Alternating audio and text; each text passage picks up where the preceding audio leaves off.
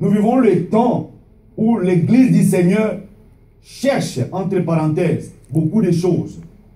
Mais l'Église du Seigneur oublie l'objectif d'être un chrétien. Le peuple de Dieu oublie ce qu'ils sont venus chercher auprès du Seigneur.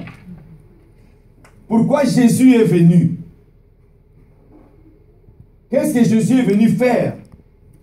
Parce que la Bible dit, Dieu a tant aimé le monde, il a donné son Fils, n'est-ce pas? Quand il a aimé le monde, il a donné son Fils. Ce n'est pas en vain comme ça. C'est pour un but précis. Et en cela, peuple de Dieu, je veux que nous puissions vraiment saisir cette opportunité à comprendre cette parole.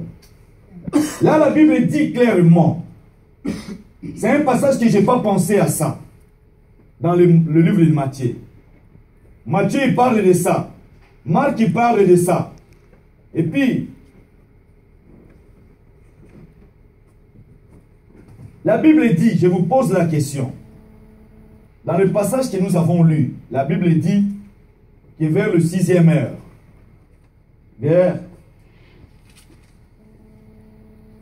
depuis la 6e heure jusqu'à la 9e, il y a des ténèbres sur toute la terre. Et vers la 9e heure, Jésus s'écria d'une voix forte. Il s'écria, les cris que nous connaissons tous, n'est-ce pas? Il crie, Eli, Eli, lama sabata. Ça signifie quoi en français? Dites-moi. Dites-moi, vous qui connaissez bien le français, vous qui lisez la Bible. Mon Dieu, pourquoi m'as-tu abandonné? Pourquoi m'as-tu abandonné? Qui peut me répondre par rapport à ça? Pas les hommes de Dieu, mais l'Église. Si réellement vous connaissez la parole du Seigneur, dites-le-moi. Pourquoi Jésus a crié? Parce qu'il avait nos péchés. Il a porté nos péchés. Quelqu'un peut me donner la réponse? Je vous donne la parole.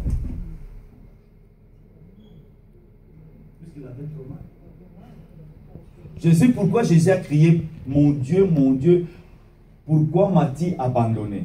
Là, la Bible dit, Eli, Eli, lama sabachthani. Mais en français, c'est mon Dieu, pourquoi m'as-tu abandonné? Donnez-moi la réponse. Vous êtes beaucoup là. Si vous lisez vraiment la parole du Seigneur, si vous êtes vraiment sous la révélation du Seigneur, Dieu va vous parler. Alléluia. Amen. Écoutez, il y a des fois on nous pose aussi des questions comme ça.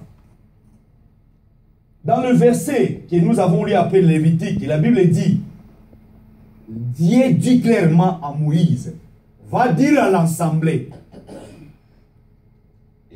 que l'Église, l'assemblée, le peuple d'Israël doit être saint, comme moi l'Éternel, je suis saint. Mais là, la Bible nous parle de Jésus.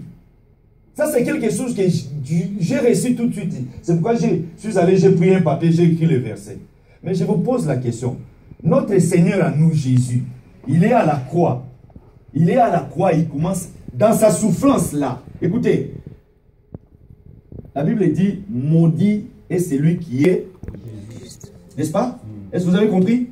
Lui, il était quoi? Juste. Mais pourquoi lui, il est juste? Il est monté à la croix.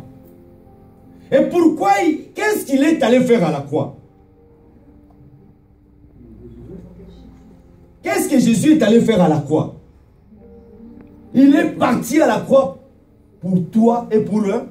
Ce n'est pas pour lui-même. C'était pour toi et pour moi. Que Jésus est monté à la croix. Écoutez, peuple de Dieu, retenez cela.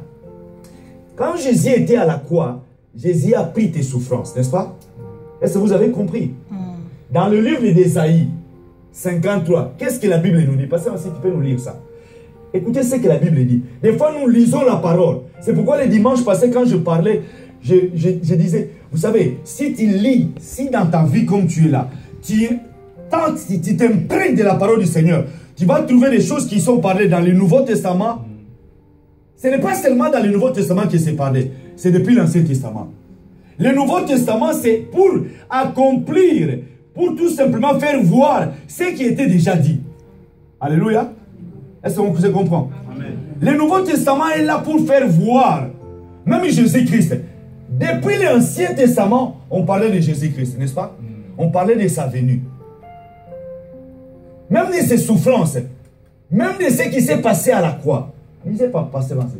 Ésaïe 53. Verset 4, nous lisons. Nous lisons 4, verset 4. Suivez. Cependant, ce sont nos souffrances qu'il a portées. Ce sont nos souffrances qu'il a portées. Suivez-moi très bien. Ce sont nos souffrances qu'il a portées. Les souffrances de qui?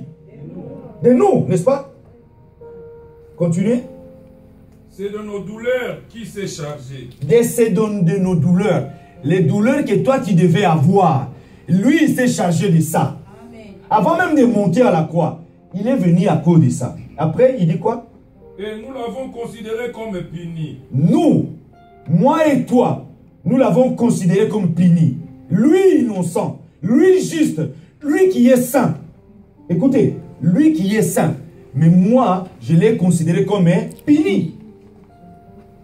Frappé de Dieu et humilié. Frappé de Dieu et humilié. Pourquoi frapper de Dieu? Parce que la Bible dit, Dieu a aimé les mondes. Il a fait quoi? A donné. Il donne son fils.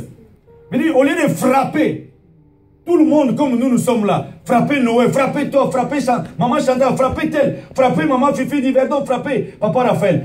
Dieu ne nous a pas frappé, mais Dieu prend le frappe là, il donne à son fils. Alléluia. Amen. C'est pourquoi vous lisez dans la Bible Jésus devant la coupe. Il dit quoi? Il dit, est-ce que c'est possible? Quand il priait, Jésus dans sa souffrance,